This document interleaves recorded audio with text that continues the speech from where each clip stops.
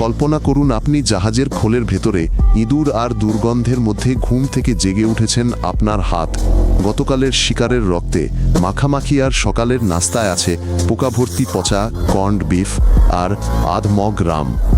এটাই ছিল ৫,০০০-এরও বেশি জলদস্যুর জীবন, যারা ১৬৬০ থেকে ১৭৩০ সাল পর্যন্ত ক্যারিবিয়ান সাগরকে বাণিজ্যিক জাহাজের কবরস্থান এবং শান্তিকামী নাবিকদের জন্য নরকে পরিণত করেছিল।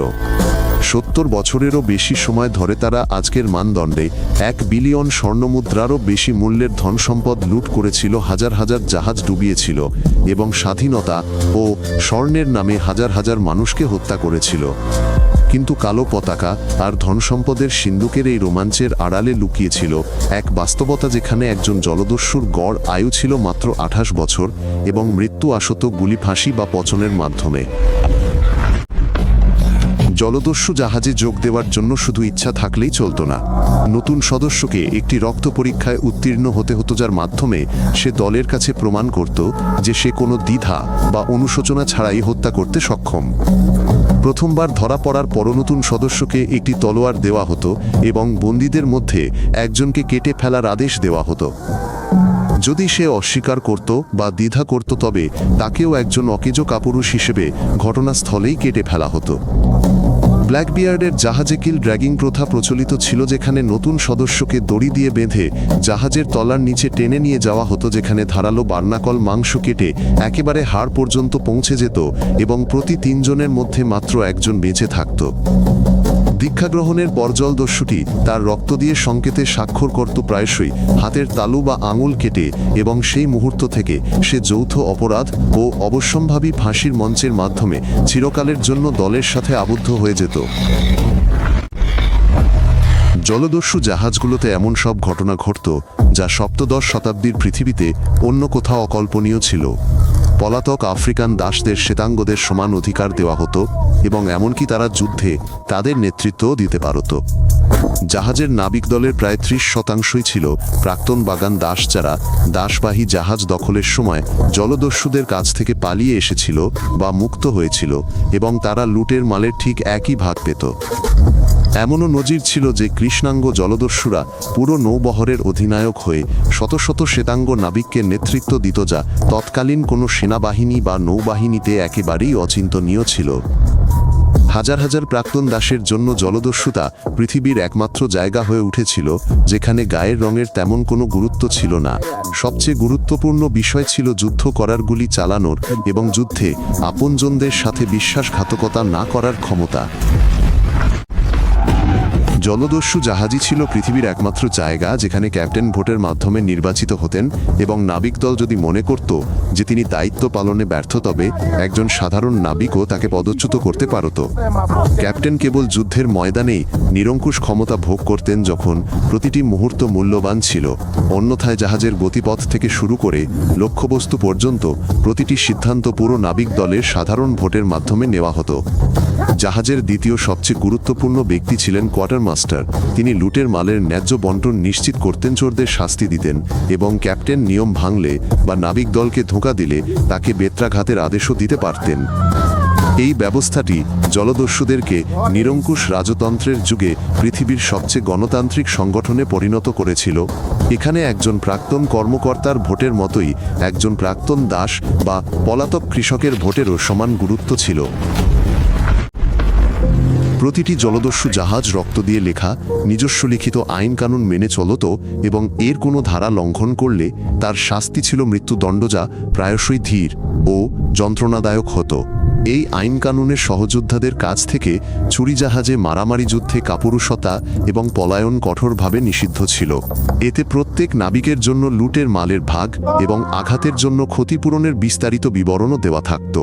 যে বিশ্বাসঘাতকরা টাকা নিয়ে পালানোর চেষ্টা করত বা কর্তৃপক্ষের কাছে নিজেদের দলের সদস্যদের ধরিয়ে দিত, তাদের নির্বাসনে পাঠানো হতো, অর্থাৎ আত্মহত্যার জন্য একটি পিস্তল ও একটিমাত্র গুলি দিয়ে তাদের একটি ছোট জনমানবহীন দ্বীপে নির্বাসিত করা হতো। যুদ্ধের সময় যে কাপুরুষরা লুকিয়ে থাকত তাদের মাস্তুলের সাথে বেঁধে রাখা হতো এবং প্রত্যেক নাবিককে গিঁট দেওয়া চাবুক দিয়ে ৯ বার আঘাত করা হতো, যার ফলে তাদের পিঠে কেবল রক্তাক্ত চামড়ার ছোপ ছোপ দাগ থাকত। জলদস্যুদের প্রধান লক্ষ্য ছিল উপনিবেশগুলো থেকে আনা সোনা ও রূপো বোঝাই স্প্যানিশ গ্যালিয়নগুলো। একটি জাহাজেই 1 লক্ষ স্বর্ণমুদ্রা মূল্যের ধনসম্পদ থাকতে পারত, যা একজন সাধারণ নাবিকের বেতনের 200 গুণের সমান। জলদস্যুরা নির্জন উপসাগরে সপ্তাহের পর সপ্তাহ ধরে ওতো পেতে থাকত এবং সবচেয়ে ধনী ও দুর্বল শিকারকে খুঁজে বের করার জন্য বাণিজ্য পথগুলো পর্যবেক্ষণ করতে দ্রুতগামী স্লুপ পাঠাত। তারা সাধারণত ভোরে কুয়াশার মধ্যে বা ঝড়ের সময় আক্রমণ করত যখন দৃশ্যমানতা কম থাকত। তারা ভারী বোঝাই করা আনাড়ি গ্যালিয়নগুলোর বিরুদ্ধে নিজেদের হালকা জাহাজের গতিকে কাজে লাগাত। বিশেষভাবে মূল্যবান কোনো পণ্য দখল করার পর জাহাজের নাবিকেরা এতটাই ধনী হয়ে যেত যে প্রত্যেকে কয়েক হাজার স্বর্ণমুদ্রা পেত, যা দিয়ে 10 বছর আরামে জীবনযাপন করা যেত। জলদস্যুরা সঙ্গে সঙ্গেই খুলি ও হাড়ের চিহ্ন আঁকা সেই বিখ্যাত কালো পতাকাটি তুলত না। তারা প্রথমে একটি বন্ধুত্বপূর্ণ দেশের নকল পতাকা ব্যবহার করে একটি শান্তিপূর্ণ বাণিজ্যিক বা যুদ্ধ জাহাজ হওয়ার ভান করত। যখন দূরত্ব 200 মিটারে নেমে আসত, ততক্ষণ হঠাৎ করে কালো পতাকাটি তুলে দেওয়া হতো। লড়াই ছাড়া আত্মসমর্পণ করে বেঁচে থাকার জন্য এটাই ছিল শিকারের শেষ সুযোগ। যদি কোনো বাণিজ্যিক জাহাজের ক্যাপ্টেন প্রতিরোধ বা পালানোর চেষ্টা করত, জলদস্যুরা লাল পতাকা তুলত, যার অর্থ ছিল একটাই: কারো প্রতি কোনো দয়া দেখানো হবে না। প্রতিরোধ নির্বিশেষেরা পড়ার সাথে সাথেই সবাইকে হত্যা করা হবে। বেশিরভাগ বাণিজ্যিক জাহাজের ক্যাপ্টেন কালো পতাকা দেখামাত্রই আত্মসমর্পণ করতে পছন্দ করত, কারণ তারা জানত যে প্রতিরোধ করলে তাদের উপর ধীরে ধীরে নির্যাতন চালানো হবে এবং তাদের নাবিকদের শেষজন পর্যন্ত হত্যা করা হবে। খোলা ডেকে খুব কাছ থেকে গ্র্যাপশটের বর্ষণের মাধ্যমে জাহাজে আরোহণ শুরু হলো। শত শত ধাতব গোলা কয়েক সেকেন্ডের মধ্যে মানুষকে রক্তাক্ত মণ্ডে পরিণত করছিল, তাদের হাত পা এবং মাথা ছিঁড়ে ফেলছিল। তারপর জলদস্যুরা আঁকশি ছড়ে জাহাজগুলোকে কাছে টেনে আনল এবং তলোয়ার, কুড়াল ও গুলিভর্তি পিস্তল নিয়ে শত্রুপক্ষের ডেকে ঝাঁপিয়ে পড়ল। যারা তখনও দাঁড়িয়ে থাকতে পারছিল তাদের পিষে ফেলল। এই যুদ্ধ 5 থেকে 15 মিনিট ধরে চলা এক নৃশংস হত্যাকাণ্ড ছিল, যার পরে কর্মকর্তারা লুকানো টাকা ও মূল্যবান জিনিসপত্র সম্পর্কে স্বীকারোক্তি আদায়ের জন্য তাদের উপর নির্যাতন শুরু করে। বন্দীদের হাত ধরে ঝুলিয়ে রাখা হতো গরম লোহা দিয়ে, ধীরে ধীরে তাদের পা পুড়িয়ে দেওয়া হতো হাতুড়ি দিয়ে, তাদের পায়ের আঙুল থেতলে দেওয়া হতো, অথবা তাদের শরীরে সরু বুনন সুতো বিদ্ধ করা হতো, যতক্ষণ না সেই হতভাগ্য লোকগুলো লুকানো সোনার কথা বলে চিৎকার করে উঠত। অ্যান বনি এবং মেরি রিড জলদস্যুতা কেবল পুরুষদের কাজ, এই ধারণাটি ভেঙে দিয়েছিলেন। তারা সবচেয়ে নৃশংস দস্যুদের সাথে কাঁধে কাঁধ মিলিয়ে যুদ্ধ করতেন এবং বিনা দ্বিধায় হত্যা করতেন। মেরি রিড বহু বছর পুরুষের ছদ্মবেশে ছিলেন। অবশেষে এক দ্বন্দ্বযুদ্ধে তার প্রেমিককে রক্ষা করতে গিয়ে তিনি নিজের পরিচয় প্রকাশ করেন। সেই দ্বন্দ্বযুদ্ধে তিনি তলোয়ারের এক আঘাতে তার আক্রমণকারীর হাত কেটে ফেলেন এবং অন্য আঘাতে তার হৃৎপিণ্ড বিদ্ধ করেন। অ্যান বনি ক্যাপ্টেন জ্যাক র্যাকহামের প্রেমে পড়েন এবং তার সাথে সমুদ্রে পালিয়ে যান।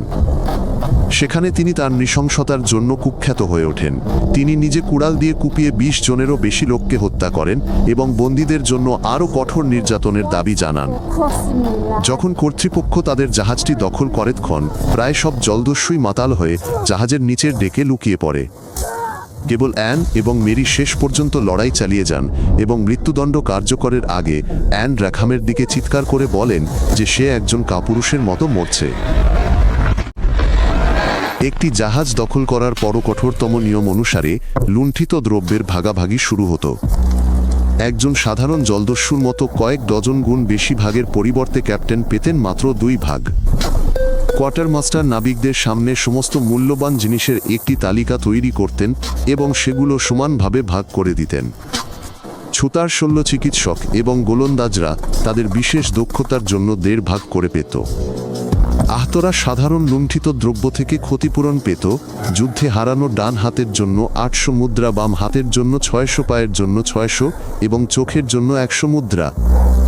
ভাগাভাগির আগে কেউ একটি মুদ্রাও চুরি করার চেষ্টা করলে কোনো বিচার ছাড়াই তাকে ঘটনাস্থলেই মাথায় গুলি করে হত্যা করা হতো, কারণ জলদস্যু জগতে আপনজনের জিনিস চুরি করা ছিল এক মারাত্মক পাপ। তাদের প্রধান খাদ্য ছিল লবণ দেওয়া গরুর মাংস, পিপেতে লবণ দিয়ে রাখা গরুর মাংসের টুকরো, যা সমুদ্রে 1 মাস থাকার পর এতটাই পচে যেত যে তাতে সাদা পোকা কিলবিল করত এবং জাহাজের খোলের সর্বত্র পচা দুর্গন্ধ ছড়িয়ে পড়ত। বিস্কুটগুলো এতটাই শক্ত হয়ে যেত যে কামড়ানো অসম্ভব হয়ে পড়ত এবং জলদস্যুরা সেগুলোকে রাম বা সমুদ্রের জলে ভিজিয়ে রাখত। প্রথমে তার ভেতরে থাকা চর্বিযুক্ত গুবরে পোকার লার্ভাগুলো বেছে ফেলে দিত। রাম কোনো অবসর বিনোদন ছিল না, বরং এক অত্যাবশ্যকীয় প্রয়োজন ছিল। বিশুদ্ধ জল 10 দিনের মধ্যেই দুর্গন্ধযুক্ত হয়ে যেত এবং কেবল অ্যালকোহলি ব্যাকটেরিয়া মেরে জলকে কম বেশি পানযোগ্য করে তুলত। প্রত্যেক জলদস্যু প্রতিদিন আধা লিটার রাম পান করত। 30 বছর বয়সের মধ্যে বেশিরভাগেরই স্কার্ভি রোগে সব দাঁত পড়ে যেত। গাঁটের ব্যথার কারণে তারা হাঁটতে পারত না এবং আমাশয়ে মারা যেত। জলদস্যু শল্যচিকিৎসক সাধারণত একজন ছুতার বা রাঁধুনি হতেন, যিনি কখনো ডাক্তারি পড়েননি, কিন্তু কামানের গোলায় ছিন্ন ভিন্ন হওয়া অঙ্গ কেটে ফেলার ক্ষমতা একমাত্র তাঁরই ছিল। এই অঙ্গচ্ছেদ যুদ্ধ চলাকালীন জাহাজের দিকেই করা হতো, কোনো চেতনানাশক ছাড়াই। আহত লোকটির মুখে এক টুকরো চামড়া গুঁজে দেওয়া হতো, ক্ষতের উপর রাম ঢালা হতো এবং 2 মিনিটের মধ্যে একটি সাধারণ করাত দিয়ে হাত বা পা কেটে ফেলা হতো। কাটা অংশটি লাল গরম লোহা দিয়ে পুড়িয়ে দেওয়া হতো অথবা ফুটন্ত আলকাতরা ঢেলে দেওয়া হতো যাতে তা বন্ধ হয়ে যায়। এই ধরনের 10টি অপারেশনের মধ্যে 7 জন কয়েকদিনের মধ্যেই শক বা সংক্রমণে মারা যেত। যাদের পেট বা বুকে ছিদ্র হয়ে ক্ষত হতো তাদের পরিণতি ছিল নিশ্চিত। তাদের কেবল রাম ও আফিম দেওয়া হতো যতক্ষণ না তারা জ্ঞান হারায় এবং কয়েক ঘন্টা বা দিনের মধ্যেই অসহ্য যন্ত্রণায় মারা যেত। জ্যামাইকার পোর্ট রয়্যাল পৃথিবীর সবচেয়ে দুষ্কৃতিশীল শহর হিসেবে পরিচিত ছিল। এখানে জলদস্যুরা 1 বছরের লুটের মাল 1 সপ্তাহেই রামজুয়া এবং আমোদ প্রমোদে উড়িয়ে দিত। এই শহরে সাধারণ আইন কানুন চলত না। রাস্তায় কাউকে অপমান করার জন্য তাকে ছুরিকাঘাত করা যেত এবং কর্তৃপক্ষ হস্তক্ষেপ করত না, কারণ পুরো শহরটাই জলদস্যুদের টাকায় চলত। টর্টুগা জলদস্যুদের দ্বিতীয় প্রধান আশ্রয়স্থলে পরিণত হয়, যেখানে তারা জাহাজ মেরামত করতে এবং পলাতক কয়েদি দল ত্যাগী ও দুঃসাহসী অভিযাত্রীদের মধ্য থেকে নাবিক দল নিয়োগ করতে আসত। একজন সাধারণ জলদস্যু 3-4 সপ্তাহের উচ্ছৃঙ্খলতায় তার লুটের মালের পুরো অংশ খরচ করে ফেলত এবং নিঃস্ব হয়ে সমুদ্রে ফিরে যেত, কারণ ভবিষ্যতের জন্য সঞ্চয় করা অর্থহীন ছিল। মৃত্যু খুব তাড়াতাড়ি চলে আসত। ব্ল্যাকবিয়ার্ড যুদ্ধের সময় ধোঁয়ার মেঘের মধ্যে এক দানবের মতো দেখানোর জন্য তার বিশাল দাড়িতে ধীরে জ্বলতে থাকা সলতে বুনে রাখতেন। 2 বছরে তিনি 42টি জাহাজ দখল করেন এবং ব্যক্তিগতভাবে 100-রও বেশি লোককে হত্যা করেন।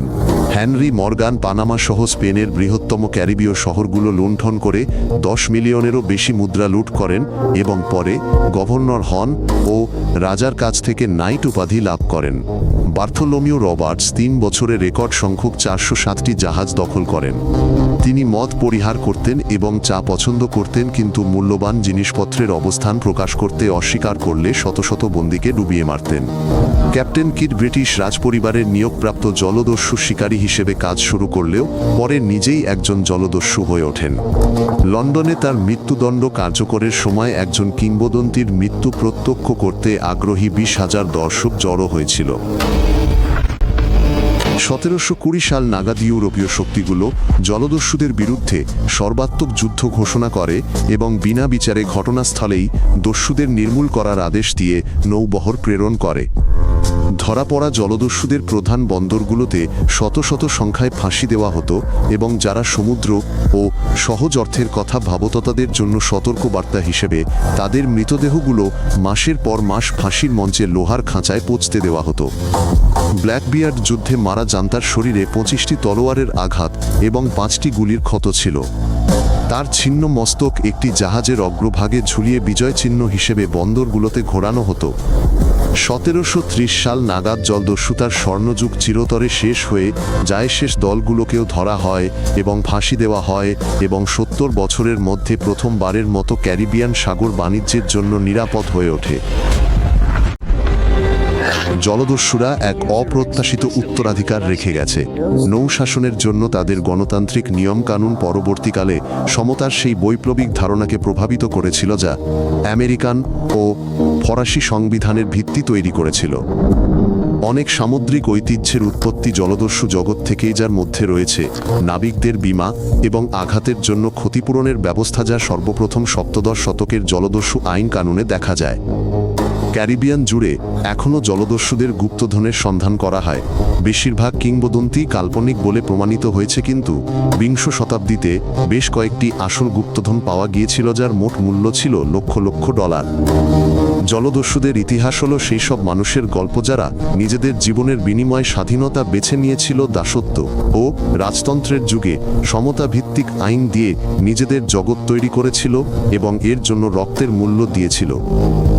যদি এটি আপনার আকর্ষণীয় মনে হয়, তবে নতুন পর্বের আপডেট পেতে সাবস্ক্রাইব করুন। আমরা আলোচনা সংক্ষিপ্ত ও সরাসরি মূল বিষয়ে রাখি।